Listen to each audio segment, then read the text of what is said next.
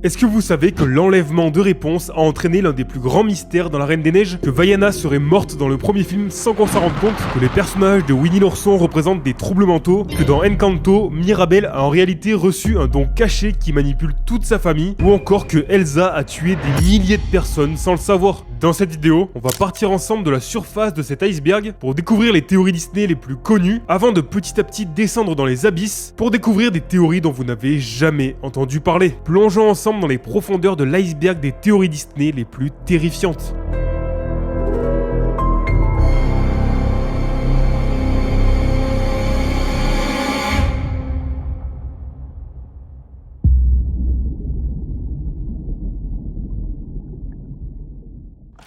L'enlèvement de Réponse. Vous connaissez tous la théorie qui dit que Anna et Elsa seraient en réalité des cousines de Réponse. Cette théorie, elle est partie du fait qu'on voit littéralement Réponse et Flynn au couronnement d'Elsa au tout début de la Reine des Neiges 1. La théorie explique en gros que lorsque les parents d'Anna et Elsa sont partis en bateau, ils se rendaient en fait au mariage de Réponse et Flynn, mais leur bateau a été pris dans une tempête et ils ont péri dans ce naufrage. Bon, cette théorie, elle a plein d'arguments et de contre-arguments, mais je suis tombé sur une théorie qui confirmerait ce lien entre Réponse et la Reine des Neiges, et qui explique d'ailleurs l'un des plus grands mystères d'Arendelle. En effet, vous ne vous êtes jamais demandé pourquoi les parents d'Anna et Elsa voulaient autant cacher les pouvoirs de leur fille? Ce que je veux dire par là, c'est que s'ils avaient décidé d'en parler dès le début aux habitants du royaume, bon, forcément ils auraient été un peu impressionnés la première fois, peut-être même qu'ils auraient eu peur, mais avec le temps ils auraient fini par l'accepter et ça aurait même pu être bénéfique pour le royaume. Mais non, à la place, ses parents et surtout son père ont voulu cacher à tout prix ses pouvoirs au point d'enfermer leur fille dans le château. Et c'est vraiment super bizarre. Mais peut-être que depuis le début, les pouvoirs d'Elsa devaient être cachés pour une toute autre raison. Et si le roi Agnar et la reine Iduna voulaient cacher au monde entier les pouvoirs de leur fille Elsa pour justement la protéger d'un enlèvement? On sait grâce aux détails cachés qui montrent Réponse et Flynn au couronnement d'Elsa que l'action dans le film Réponse se déroule seulement quelques mois ou quelques années avant les événements de la Reine des Neiges 1. Et si on part du principe que la théorie qui explique que Anna et Elsa sont les cousines de Réponse est vraie, mettons-nous 2 minutes à la place du roi et de la reine d'Arendelle. Alors que Anna et Elsa ne sont encore que des enfants, ils apprennent que leur cousine s'est faite kidnapper par une sorcière à cause de ses pouvoirs grâce à ses cheveux. On comprend tout de suite qu'ils auraient été terrifiés à l'idée que ça arrive à leur fille qui a aussi des pouvoirs, et pourquoi ils ont donc voulu la cacher au monde entier. Donc la théorie qui explique que Réponse serait la cousine d'Anna et Elsa serait confirmée par ce sombre détail caché. Le manteau de Kristoff et la mère de Sven. Alors là, on va découvrir l'une des théories qui est de loin l'une des théories que j'aime le moins, et même si elle a assez peu d'arguments qui la valident, elle est vraiment terrifiante. J'imagine qu'ici, tout le monde a vu la Reine des Neiges, et vous vous souvenez donc que Kristoff et Sven sont très amis depuis tout petit, et on peut même dire qu'ils sont les meilleurs amis l'un pour l'autre. Pourtant, depuis toutes ces années, un détail se cache sous nos yeux. Regardez bien le manteau que Kristoff porte tout le temps, il est fait en fourrure d'animal, et selon beaucoup, il serait même fait en fourrure de reine. Je pense que vous voyez où la théorie nous emmène, en tous les cas c'était littéralement le titre de la théorie, et si cette fourrure appartenait à la mère de Sven. Et pour ça, on a 2 arguments. Déjà, puisque Sven est devenu ami avec Kristoff, c'est qu'il était forcément seul, c'était sûrement un renne perdu, et lorsque sa route a croisé Kristoff, ce dernier l'a adopté, et ils sont devenus meilleurs amis. Mais justement, le deuxième argument explique pourquoi ils sont devenus meilleurs amis. Tout simplement car la veste de Kristoff porte l'odeur de la mère de Sven, expliquant pourquoi Sven est aussi proche de lui. En fait, les origines de la théorie racontent que les pêcheurs de glace auraient tué la mère de Sven et auraient fait à Kristoff un manteau avec sa fourrure. Vraiment, cette théorie, elle fait froid dans le dos, et j'espère que dans la Reine des Neiges 3, on en apprendra plus sur l'enfance de Kristoff, et notamment sa rencontre avec Sven, pour détruire une fois pour toutes cette théorie beaucoup trop sombre. Le village de la Belle et la Bête est bloqué dans une boucle temporelle. Est-ce que vous avez déjà vu La Belle et la Bête? Perso, c'est l'un de mes Disney préférés, et depuis que j'ai découvert cette théorie, je n'ai plus jamais vu le film de la même manière. Vous vous souvenez sûrement que dans le film, une sorcière lance une malédiction sur le prince, qui se transforme alors en bête. Mais si je vous disais que depuis le début, cette malédiction s'était abattue sur toute la région et était même arrivée jusqu'au village de Belle. Parce qu'au-delà de la transformation de la bête et des objets, cette malédiction s'attaque aussi au temps. En effet, d'après cette théorie, le château de la bête et le village de Belle seraient bloqués dans une boucle temporelle. On va découvrir ensemble chacun des arguments de cette théorie, et vous allez voir, elle est complètement folle. Déjà, on sait qu'entre le moment où la malédiction est jetée et le moment où elle est détruite, il se passe plusieurs années. On l'apprend notamment dans la chanson C'est la fête, puisqu'on entend Lumière qui dit 10 10 ans de vraie galère, ratatinée par la poussière. Donc ça ferait 10 ans que la malédiction a été jetée. Pourtant, quand Belle arrive au château, Zip est toujours un enfant, alors que c'était déjà un enfant le soir où la malédiction a été prononcée. Pareil pour le prince, on sait qu'il a entre 20 et 21 ans quand il rencontre Belle, sauf que si la malédiction a été lancée il y a 10 ans, ça veut dire que le prince avait maximum 11 ans. Pourquoi une sorcière jetterait une malédiction à un enfant? À part s'il avait déjà 21 ans à l'époque et que le temps s'est arrêté. Bon, pour le château, on dirait bien que la malédiction, elle a arrêté le temps. Mais alors, pourquoi on parle aussi dans cette théorie du village de Belle? Déjà, l'un des arguments de la théorie est qu'au début du film, on voit que Belle est capable de traverser la ville en esquivant tous les obstacles sans avoir même à regarder devant elle. Elle sait aussi exactement quand tout le monde se réveille le matin et que le boulanger a toujours le même plateau de marchandises chaque jour. Par contre, il y a un contre-argument à cette théorie, c'est qu'à un moment dans le film, Gaston dit que les recherches pour Maurice ont pris 5 jours. Donc déjà, ce qui est sûr, c'est que ça ne peut pas être une boucle temporelle sur un jour. Ils revivent pas la même journée en boucle, mais peut-être que c'est une boucle temporelle sur une semaine ou un mois dans lequel le village est bloqué. En tout cas, le temps s'est bien arrêté dans le château de la Bête, et tout semble à croire que c'est aussi le cas dans le village de Belle. Vaiana est morte. Vaiana est morte dans le premier film. Alors oui, je suis d'accord, c'est assez brutal comme phrase d'accroche. Et oui, je sais que certains connaissent déjà cette théorie, mais j'ai un twist par rapport à Vaiana 2 qui change complètement la théorie. En effet, on en a déjà parlé sur cette chaîne, mais il existe une théorie qui explique que Vaiana serait morte au début du premier film. Si vous vous souvenez bien de Vaiana 1, lorsqu'elle quitte son île Motonui à la recherche de Maui, elle se retrouve dans une énorme tempête qui fait chavirer son bateau, et elle reprend connaissance sur l'île de Maui. Mais si, à ce moment-là, Vaiana était en fait décédée dans la tempête. En fait, tout le reste du film pourrait être vu complètement différemment. Le premier argument de la théorie, c'est qu'à partir de ce moment du film et jusqu'à la fin, Vaiana ne rencontre plus aucun mortel, donc plus aucun humain normal quoi. Et c'est vrai qu'elle ne rencontre que des créatures assez étranges, que ce soit les Kakamora, Tamatoa, Tefiti ou encore les monstres du Lalotai. Et justement, en parlant du Lalotai, je sais pas si vous vous souvenez, mais c'est ce royaume des monstres dans lequel Vaiana et Maui rencontrent Tamatoa. Et vous vous souvenez de ce que Maui dit par rapport à ce monde étrange, que les mortels n'y ont pas accès. Alors, pourquoi Vaiana peut y entrer tranquillement? Tout simplement parce qu'elle n'est plus en vie à ce moment-là. Bon, jusque-là, ceux qui connaissent la théorie vont me dire qu'il n'y a rien de nouveau, mais vous inquiétez pas, on y arrive. En effet, avant la sortie de Vaiana 2, tout le monde pensait qu'à ce moment, Vaiana était morte et que l'océan l'avait récupérée et transformée en demi-déesse, comme c'était le cas pour Maui. Attention d'ailleurs, là, je vais spoiler le dénouement de Vaiana 2, donc si vous l'avez pas vu, dirigez-vous à ce timecode pour ne pas être spoil. J'attends 2 petites secondes pour que vous y alliez. C'est bon, ceux qui veulent partir sont partis. On va donc continuer. Sauf que justement, dans Vaiana 2, on voit bien Vaiana mourir et revenir en tant que demi-déesse, ce qui veut dire que ce n'était pas le cas dans Vaiana 1. Mais du coup, est-ce que Vaiana 2 détruit complètement cette théorie et qu'elle est entièrement fausse? Et bah personnellement, je crois pas. En fait, Vaiana, elle pourrait bien être décédée durant la majeure partie du premier film, et je pense qu'en fait, c'est seulement au moment où Vaiana rend le cœur à Tefiti qu'elle revient à la vie. Et c'est pour remercier Vaiana que Tefiti lui aurait rendu sa vie, sans qu'elle ne s'en rende compte. Et justement là tout de suite, je suis en train de me rendre compte d'un truc, c'est qu'on n'a jamais eu d'explication de pourquoi Tefiti ressemble trait pour trait à Vaiana, et si justement c'était parce que tout ça c'était une sorte de métaphore, et que lorsque Tefiti reprend vie, Vaiana reprend vie en même temps. Bon, c'est vrai que c'est en train de partir un peu loin là, mais ça reste pas moins super intéressant. Mais en tout cas, la théorie qui explique que Vaiana serait décédée pendant une grande partie du premier film semble pouvoir être réelle. Peter Pan est un ange de la mort.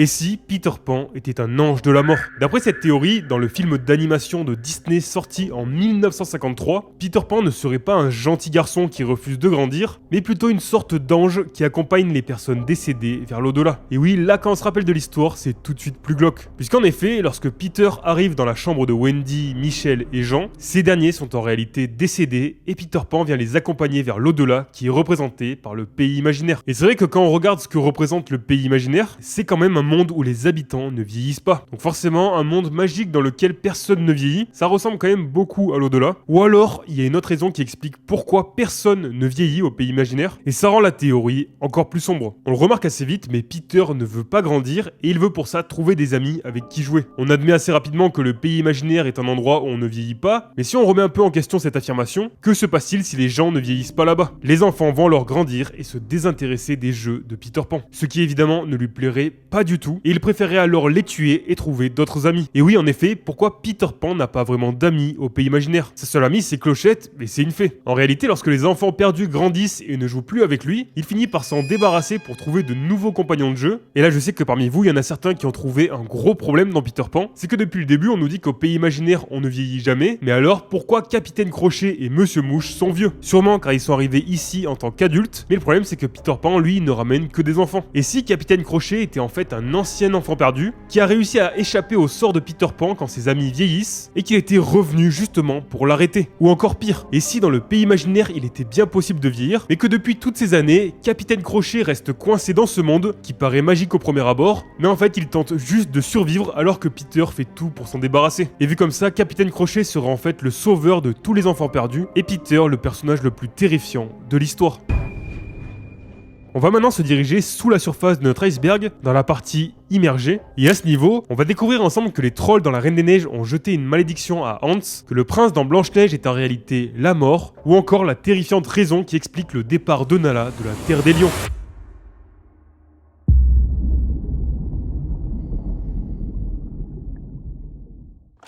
La bête a tué ses serviteurs.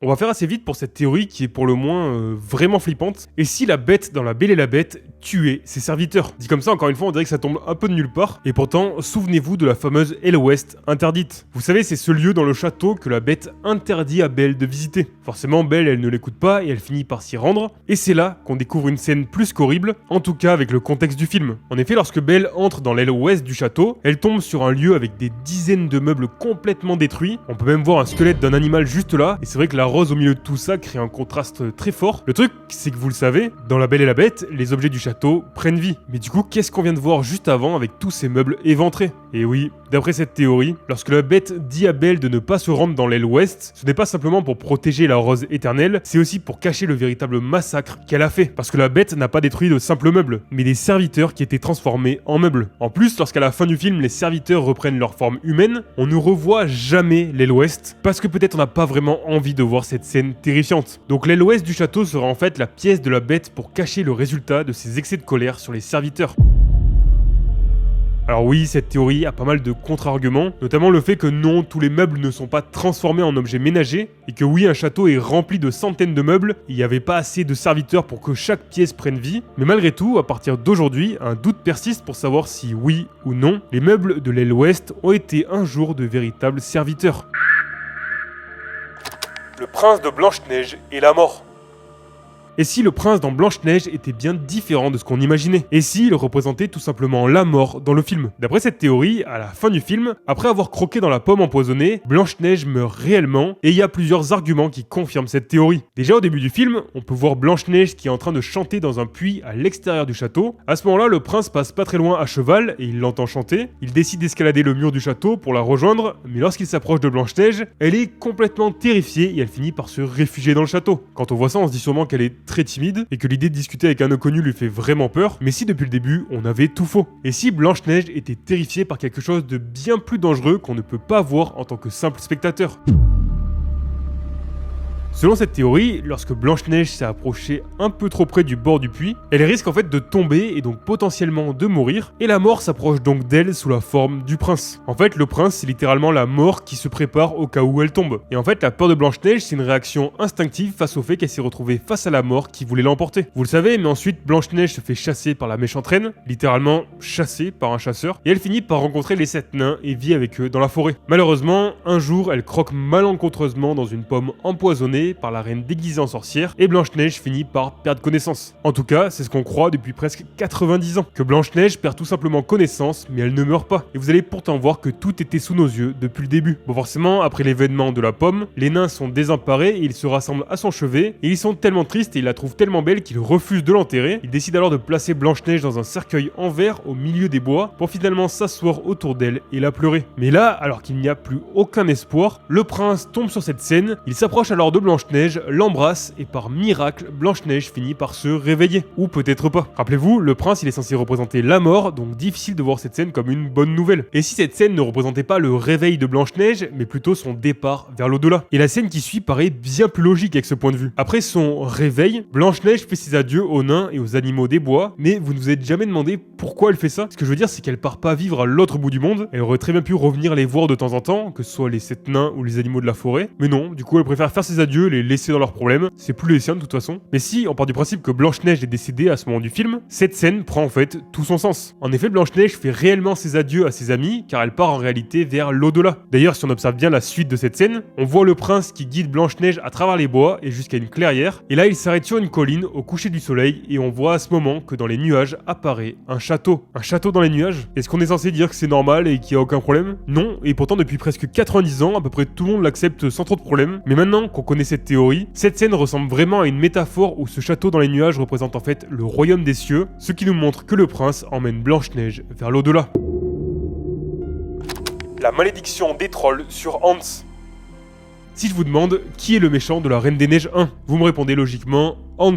Et pourtant pas du tout, c'est eux les méchants de la Reine des Neiges. Vous me croyez pas? Vous allez voir, à la fin de la théorie, vous ne verrez plus jamais les trolls de la même manière. Mais alors du coup, pourquoi Hans ne serait pas le méchant de l'histoire? Et bah déjà, vous le savez sûrement, mais dans tous les films Disney, les méchants ils sont censés chanter leur plan machiavélique à un moment ou à un autre du film, mais Hans lui il ne le fait jamais dans la Reine des Neiges. Hans il ne parle d'ailleurs jamais de plan machiavélique pour s'emparer d'Arendelle, ce que les méchants Disney font en général. D'ailleurs quand Anna part chercher sa sœur, il lui propose de monter une expédition de secours. Quand le cheval d'Anna revient seul, au lieu de rester tranquillement à Arendelle, il part à la rencontre d'Elsa, et Hans du coup il semble vraiment aimer Anna, et en plus on se rend compte qu'au moment où il devient méchant, c'est parce qu'en fait il veut prendre le pouvoir d'Arendelle. Mais le truc c'est que c'est complètement illogique. S'il veut vraiment diriger Arendelle, il avait juste à faire comme prévu, d'épouser Anna, et en l'épousant il serait logiquement devenu le roi d'Arendelle, donc il a aucun intérêt à se débarrasser d'Anna, puisque de toute façon Elsa avait disparu. Mais du coup comme je vous l'ai dit, si les méchants de l'histoire c'était plutôt eux, les trolls. Ils ont l'air gentils comme ça, mais faut pas oublier qu'ils ont la capacité de soigner, mais surtout d'altérer la mémoire des gens. Donc techniquement ils ont pu manipuler tout le monde depuis le début, personne ne s'en rappelle dans tous les cas. Regardez ce qu'il fait à Anna, il change tous ses souvenirs avec Elsa, pour justement qu'elle se souvienne pas de ses pouvoirs, qui nous dit qu'ils ont pas fait ça avec tout le monde. Les trolls, eux, ils veulent que Christophe soit le roi et pas Hans. C'est pour ça qu'ils disent dans cette chanson « Débarrassons-nous du fiancé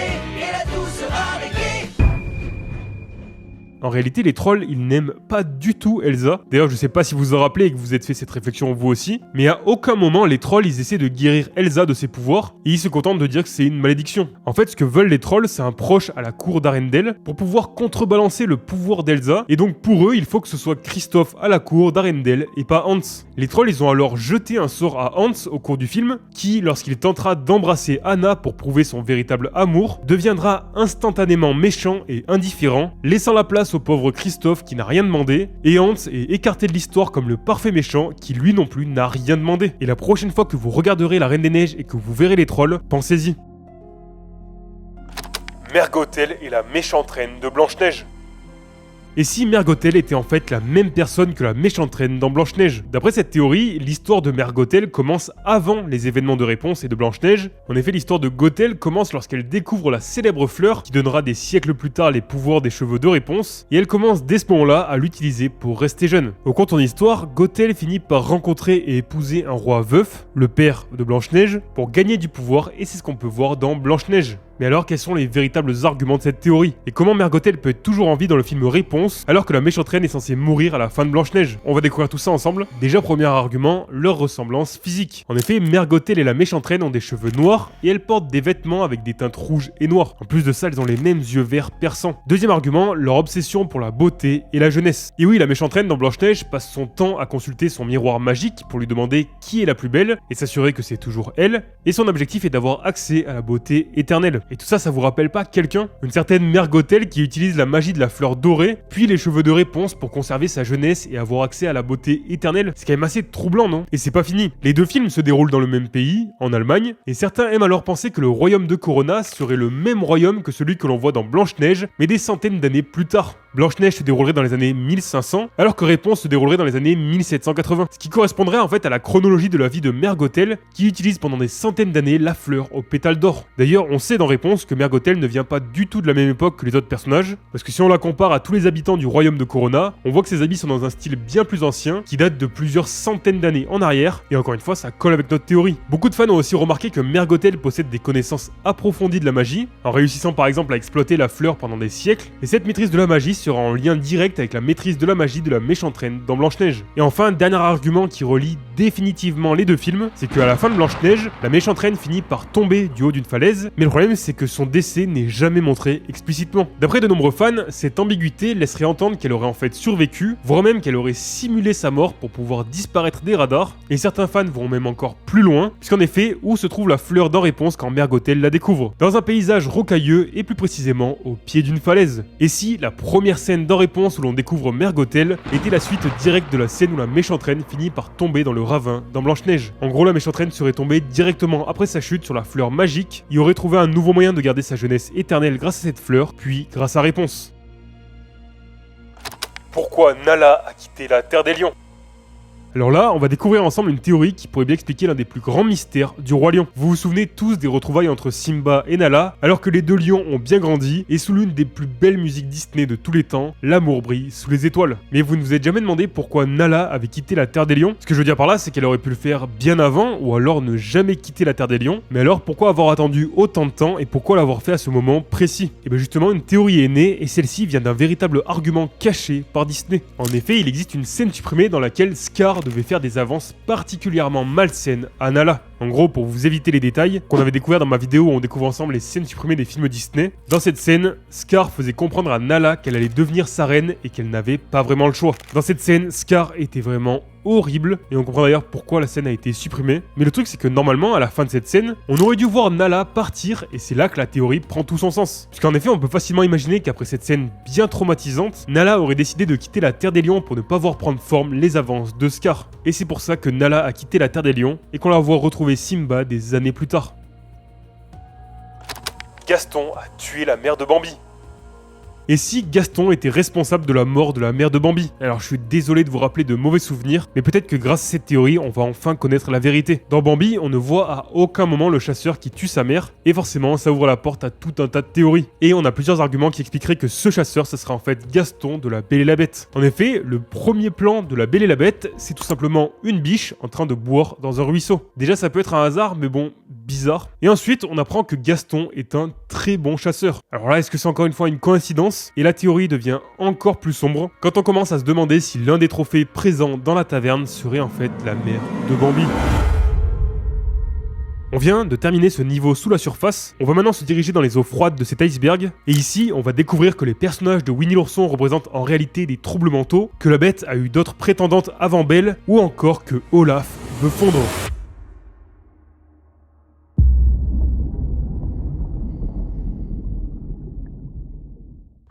Les personnages de Winnie l'ourson représentent des troubles mentaux.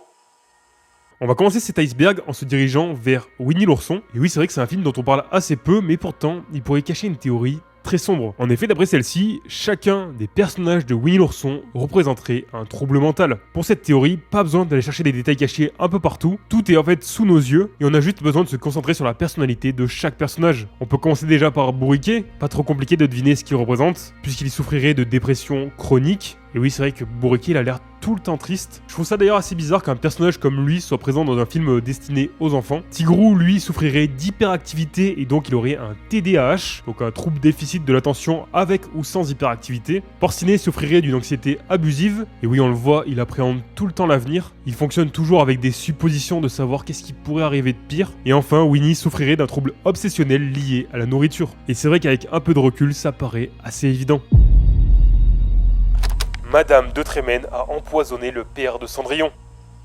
Et si Madame de Trémène avait tué le père de Cendrillon? Alors déjà, la théorie, elle commence par expliquer qu'au début du film, on voit le père de Cendrillon qui a l'air en parfaite santé, jusque-là on est à peu près tous d'accord, mais d'un coup, celui-ci tombe gravement malade, pile après son mariage avec Madame de Trémène, et il finit par mourir. Et si en réalité c'était Madame de Trémène qui avait empoisonné le père de Cendrillon? La théorie explique même qu'elle aurait fait pareil avec le père d'Anastasie et Javotte, et on peut se demander pourquoi elle ferait ça? Et bien le créateur de cette théorie explique que Madame de Trémène aurait épousé le père d'Anastasie et Javotte, et aurait soit dépensé tout son argent, soit qu'elle aurait voulu un homme encore plus riche, et elle l'aurait alors empoisonné pour se marier ensuite avec le père de Cendrillon, à qui elle réservait le même sort. La théorie explique même que Madame de Trémène aurait voulu tuer Cendrillon, mais qu'elle ne l'aurait pas fait pour ne pas trop se rendre suspecte, mais qu'elle l'aurait comme projet pour un avenir plus ou moins proche. La Bête a eu d'autres prisonnières avant Belle. Et si Belle n'était pas la première prisonnière de la bête? Alors oui, je sais que quand on entend cette théorie pour la première fois, on se dit qu'elle est tombée un peu de nulle part, et je suis persuadé qu'après avoir découvert cette théorie, votre regard va complètement changer sur le film. Vous vous souvenez, tout à l'heure, on a entendu la phrase de Lumière qui dit 10 ans de vraie galère, ratatinée par la poussière. On a imaginé que tout à l'heure, il y a 10 ans, ça représentait en fait le début de la malédiction. Mais si ça représentait plutôt la dernière invitée de la bête. En effet, Lumière explique que ça fait 10 ans qu'ils n'ont pas chanté la chanson C'est la fête. Déjà, le simple fait que cette chanson existe, ça montre qu'elle a été créée pour justement séduire de potentiels invités de la bête. Et si on continue, la théorie explique aussi que lorsque Belle n'a pas peur face à la bête, celui-ci est étonné, comme s'il avait l'habitude qu'à chaque fois ses prisonnières soient terrifiées. En plus de ça, la théorie met en avant le fait qu'il y a déjà une chambre qui est toute prête, justement pour accueillir l'une de ses invités, et que l'armoire contient comme par hasard les vêtements pour Belle. Est-ce que cette pièce était justement prévue déjà à la base pour chacune de ses invités? Parce que quand même c'est important de le rappeler, mais pour briser la malédiction, la bête doit recevoir l'amour sincère de quelqu'un avant que le dernier pétale de la rose enchantée ne tombe. Donc quand on se rappelle de ça, on se dit bien qu'à un moment ou un autre, la bête par le passé, elle a voulu briser la malédiction. Et bah d'après le créateur de cette théorie, durant les premiers mois de la malédiction, la bête aurait tenté de séduire ses invités, mais qu'un événement particulièrement désastreux se serait produit et qu'à ce moment-là, il aurait abandonné tous ses efforts et plus aucune invitée ne serait entrée dans le château pendant 10 ans avant l'arrivée de Belle. Ça change toute l'histoire et la question qu'on peut alors se poser aujourd'hui, c'est qu'est-il arrivé à la prétendante avant Belle? Olaf veut fondre. Juste avant de découvrir les dernières théories de cet iceberg, si vous aimez ce genre de vidéo, n'oubliez surtout pas de vous abonner, c'est complètement gratuit et ça me soutient énormément. Et vous pouvez aussi activer la cloche pour être prévenu des prochaines vidéos qui vont sortir. Sur cette chaîne, on découvre un peu tous les secrets et les théories autour de l'univers Disney, mais aussi de l'univers Pixar et pas que. Donc merci beaucoup à tous ceux qui s'abonneront. Pour terminer ce niveau de l'iceberg, on va découvrir ensemble une théorie très simple mais très glauque. Olaf veut fondre. Je sais qu'il y en a certains qui vont pas comprendre tout de suite, mais vous allez voir, ça va être très rapide. Lorsque Olaf chante la chanson En été, qui est d'ailleurs génial. Tout le monde trouve ça mignon que Olaf ignore le fait qu'il rêve d'être en été, mais qu'à cause de ça, il va fondre. Mais si, depuis le début, il le savait très bien. Il existe un détail chez Olaf, mais qui est en fait assez évident et que la théorie explique, c'est qu'il n'exprime jamais son mécontentement. Et c'est vrai qu'Olaf, il est toujours d'accord avec tout, et il y a vraiment aucune négativité en lui. Mais si Olaf chantait son amour pour l'été, parce qu'il avait justement envie de fondre. Je vous lis exactement ce que le créateur de la théorie dit. Olaf prie pour la douce délivrance de la mort, et l'exprime de la seule manière dont il est capable.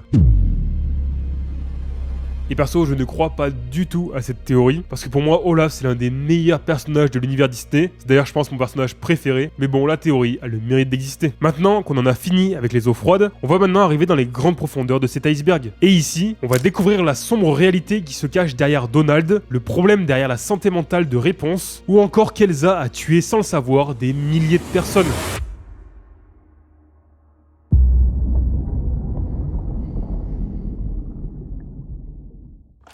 Le stress post-traumatique de Donald. Tout le monde connaît Donald, l'un des meilleurs amis de Mickey. Mais ce qui caractérise le plus ce personnage, c'est ses excès de colère. Et la question qu'on peut se poser, c'est pourquoi Donald est dans cet état. Selon cette théorie, il souffrirait en réalité d'un stress post-traumatique. En effet, c'est assez bizarre, mais on sait que Donald a combattu pendant la Seconde Guerre mondiale. On le sait d'ailleurs grâce à sa série. Et on sait à quel point ce genre d'événement traumatise les personnes qui ont dû y participer. Le créateur explique sur Reddit que d'après lui, lorsque Donald pique des crises, ce ne sont pas de simples caprices, mais plutôt des symptômes d'un problème psychologique profond. D'après la théorie, Donald souffrirait d'un trouble bipolaire non diagnostiqué, ce qui explique pourquoi il passe d'un état hyperactif et très impulsif à des épisodes dépressifs où il se recule du monde et devient triste.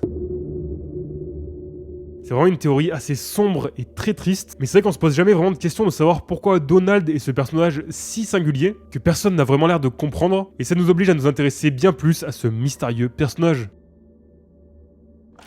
Quasimodo hallucine les gargouilles.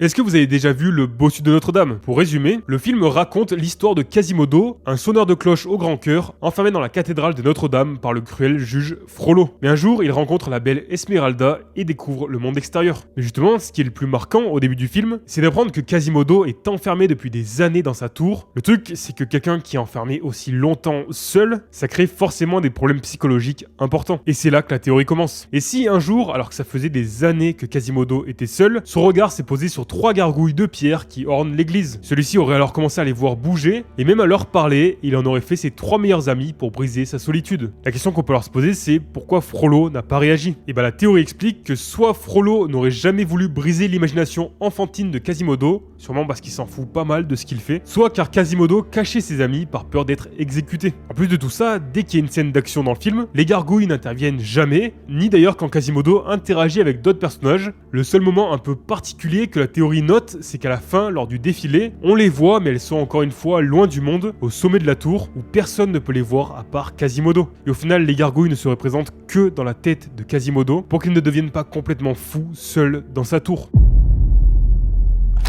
Un homme dévoré vivant dans Cusco.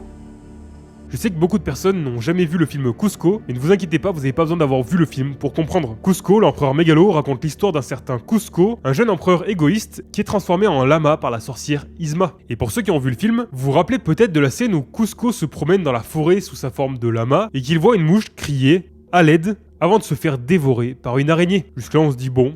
Ok, triste pour cette mouche, mais bon, jusque-là, c'est pas non plus incroyable. Mais si on se rappelle un peu plus du film, on sait que les seuls animaux qui sont capables de parler, ce sont ceux qui à la base étaient des humains et qui ont été transformés. Par exemple, Cusco quand il est en lama, ou encore Isma quand elle est un chat. A l'inverse, dans le film, on voit un moment cet écureuil qui essaie de communiquer avec Cusco, mais il ne peut pas parler. On peut aussi voir ces félins qui, pareil, ne parlent pas du tout. Et ça, c'est parce que c'est de véritables animaux, et pas des humains à la base. Mais du coup, quand on sait ça, et qu'on revoit cette scène de la mouche capable de demander à l'aide à Cusco, qui se fait dévorer vivante par une araignée, ça change littéralement tout. Peut-être que cette mouche était un humain qui avait aussi subi cette transformation, et Disney nous a tranquillement montré ces images comme si de rien n'était.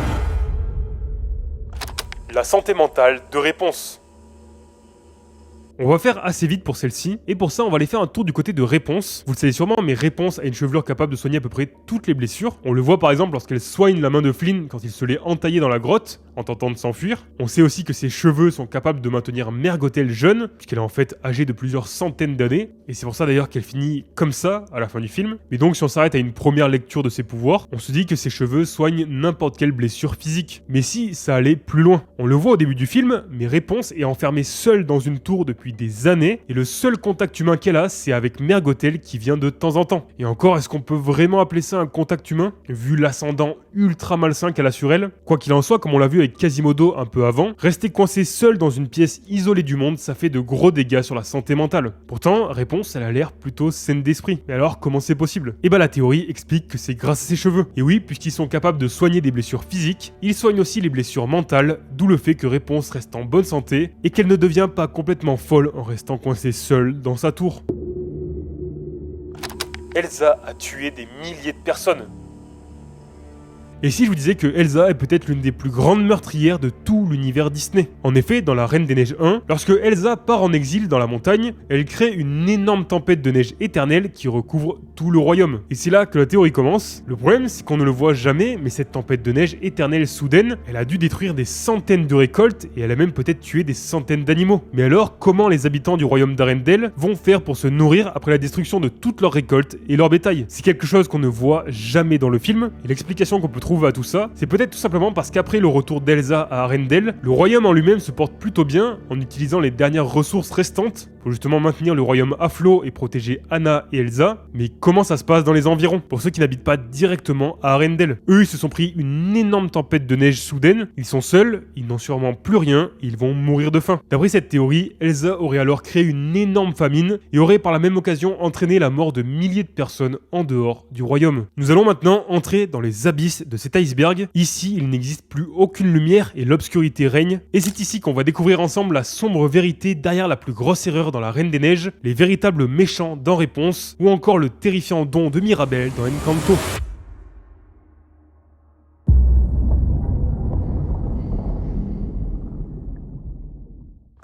La sombre vérité derrière la plus grosse erreur dans La Reine des Neiges. Pour commencer ce niveau de notre iceberg dans les abysses, on va découvrir ensemble une théorie qui est partie d'un détail qui a pendant longtemps été considéré comme une erreur, mais qui pourrait en fait cacher une vérité bien plus sombre. En effet, à la fin de La Reine des Neiges 1, vous vous souvenez sûrement de cette scène où Hans explique à Elsa que Anna est morte. Elsa tombe au sol car elle est dévastée par cette nouvelle, et c'est là qu'en fait on voit Anna qui est juste à côté et qui entend le bruit de Hans qui tire son épée. Elle voit alors Hans qui va pour frapper Elsa, mais elle arrive pile au bon moment en protégeant sa sœur et en transformant l'épée de Hans en glace avant que ça ne le projette en arrière. Bon, cette scène elle a marqué beaucoup de monde forcément, et pourtant il y a une énorme erreur. En effet, pendant toute la scène, quand Hans discute avec Elsa, on ne voit à aucun moment son épée. Regardez bien, si je vous mets un peu la scène, si on met pause et qu'on zoome un peu, vous voyez bien, il n'y a aucune épée, il n'a pas d'étui, rien. Donc il n'a pas d'épée à ce moment-là. Mais alors comment ça se fait que quand Elsa tombe au sol, il sort cette épée de nulle part? Et bien pendant longtemps, beaucoup de personnes ont cru que c'était une énorme erreur de la part des réalisateurs, jusqu'au jour où cette théorie est arrivée. D'après elle, Hans n'avait en effet pas d'épée tout au long de cette scène, et c'est en fait Elsa qui l'a invoquée grâce à sa magie. La théorie explique que ce que Anna entend, ce n'est pas Hans qui dégaine l'épée, mais c'est plutôt Elsa qui l'invoque dans les mains de Hans. En effet, à ce moment du film, Elsa voulait en fait trouver la mort après avoir tout perdu, d'abord ses parents et maintenant sa sœur. Elle ne voulait pas d'une vie seule sans la personne qu'elle aime le plus au monde, Anna. Ajoutez à ça le fait qu'elle ne sait pas comment arrêter l'hiver qu'elle a déclenché. Selon elle, sa mort était la seule solution pour Arendelle, et c'est pour ça qu'elle a donné l'occasion à Hans de la tuer. Et le créateur de cette théorie explique même que c'est pour ça que l'épée se brise contre Anna qui est en train de geler. Alors oui, cette théorie elle est vraiment sombre, elle a peut-être peu de chances d'être réelle, mais quoi qu'il en soit, à partir de maintenant, on ne verra plus jamais cette scène de la même manière. Les véritables méchants de Réponse. Et si le véritable méchant de Réponse n'était pas du tout Mère Gothel? Et si c'était en réalité le roi et la reine du royaume de Corona, et donc les parents de Réponse? En effet, si on reprend un peu les événements du film, on découvre que Gothel a trouvé la fleur magique toute seule il y a des siècles, avant même la fondation du royaume de Corona, et pendant des centaines d'années, elle a caché cette fleur pour profiter de ses pouvoirs, mais ne l'a jamais détruite. Pourtant, comme on le voit au début du film, lorsque la reine de Corona tombe malade, on voit l'armée qui pille les terres autour de Corona pour trouver une solution, et finit par tomber sur la fleur aux pétales d'or. Et c'est à ce moment que les choses dérapent. En effet, à aucun moment, les autorités de Corona ne se sont demandé si cette fleur appartenait à quelqu'un, ni si elle permettait à une personne de se guérir elle-même. Ils ne se demandent même pas si c'est possible de garder la fleur intacte pour pouvoir s'en servir pour d'autres personnes malades. Parce qu'on imagine bien que dans le royaume de Corona, il y a d'autres personnes qui sont malades et qui ont besoin de cette fleur. Mais non, eux, sans réfléchir, ils l'arrachent et l'utilisent uniquement pour la reine. Imaginez juste le nombre de personnes que cette fleur aurait pu sauver s'il l'avait gardée en terre quelque part. Après on est d'accord, ce que fait Mère Gothel est abominable et impardonnable, et elle reste quand même la grande méchante de l'histoire, mais parmi les méchants de Réponse, il faut aussi mettre en avant ses parents, qui ont préféré garder pour eux une fleur qui aurait pu sauver des milliers de personnes, même si malgré eux, ses pouvoirs se sont transmis à leur fille, qui elle, cette fois, pourra en faire profiter aux gens dans le besoin. Christophe a été kidnappé. Tout à l'heure, on a vu que dans la Reine des Neiges, les trolls avaient manipulé Hans pour en faire le grand méchant de l'histoire. Mais ces petits bonhommes très mignons au premier abord cachent vraiment très bien leur jeu. En effet, et si les trolls avaient kidnappé Christophe et lui avaient fait un lavage de cerveau? Le créateur de cette théorie sur Reddit explique: un jeune Christophe, impatient de participer à la coupe de glace, s'aventure un soir fatidique à rejoindre son père et ses collègues, mais alors qu'il est distrait par la trace de glace d'Elsa, il la suit jusqu'au campement des trolls, lorsque Boulda la troll entoura Sven et Christophe de ses bras et toucha leur tête. Leur destin fut alors scellé lorsqu'elle prononça ces mots fatidiques. Oh, je vais vous garder, vous deux.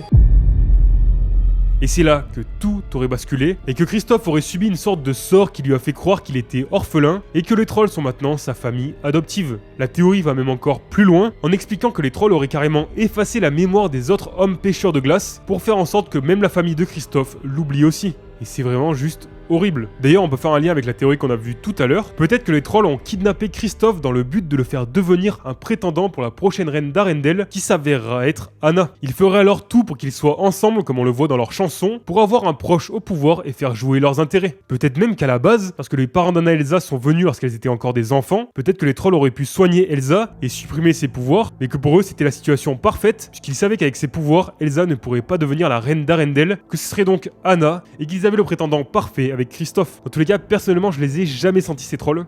Pas vous? Le terrifiant don de Mirabel dans Encanto.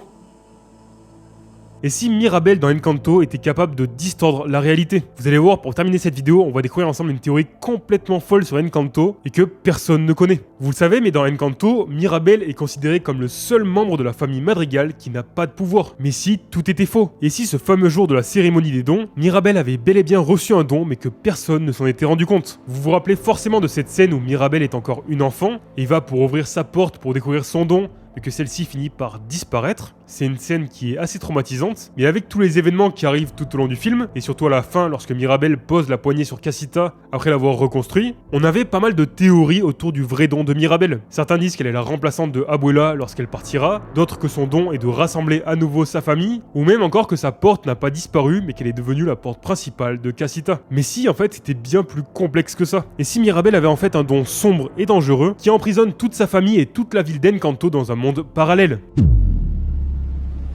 Le créateur de cette théorie explique sur Reddit que quand Mirabel allait recevoir son don, elle avait tellement peur de ne rien recevoir que ses pensées invasives ont fini par fusionner avec son pouvoir, qui lui permet alors de manipuler et de déformer la réalité. Il prend par exemple l'exemple des émotions de Peppa, qui peuvent littéralement contrôler le temps, et les émotions de Mirabel peuvent déformer la réalité. C'est un peu complexe, mais accrochez-vous. La théorie explique que toute la famille Madrigal et la ville d'Encanto se sont au même moment retrouvés prisonniers dans cette réalité, où Mirabel n'a pas reçu de don, alors que c'est totalement faux. Tout le monde serait en fait sous le contrôle et l'influence de Mirabel, qui déforme la réalité au point de faire croire qu'elle est en fait la déception de sa famille. D'ailleurs, elle-même, elle ne s'en rend pas compte, et elle croit vraiment qu'elle n'a pas de don, ce qui est encore plus terrifiant. On voit bien d'ailleurs que dans chaque chanson du film, elle déforme la réalité pour comprendre les problématiques des membres de sa famille, en créant toutes sortes de tableaux qui sortent de la réalité, et justement la théorie met en avant le fait qu'il est important de se rappeler que quand Casita commence à se fissurer, ça arrive juste après que Antonio ait reçu son don, ce qui a dû déclencher pas mal d'émotions chez Mirabel, en se rappelant son traumatisme, la poussant alors à déformer à nouveau la réalité, au point de détruire Casita et semer le chaos autour d'elle. Et c'est vrai que quand on y pense, tous les événements du film semblent étrangement liés à ce qui se passe dans la tête de Mirabel. Donc depuis le début, Mirabel aurait reçu un don si puissant qu'il en est devenu invisible aux yeux de tous. Et si vous aimez ce genre de vidéos un peu mystérieuses autour des films Disney et Pixar, je vous conseille d'aller voir ma vidéo sur les scènes supprimées des films Pixar. Encore une fois, n'oubliez pas de vous abonner et d'activer la cloche pour ne rater aucune de mes prochaines vidéos, ça soutient énormément mon travail. N'oubliez pas non plus de laisser un petit pouce bleu, un commentaire et un partage, et même de booster la vidéo maintenant vu que c'est possible. Merci infiniment à tous ceux qui ont regardé la vidéo jusqu'au bout. Moi je vous dis comme d'habitude à la semaine prochaine pour une nouvelle vidéo. C'était Guy Valou, ciao.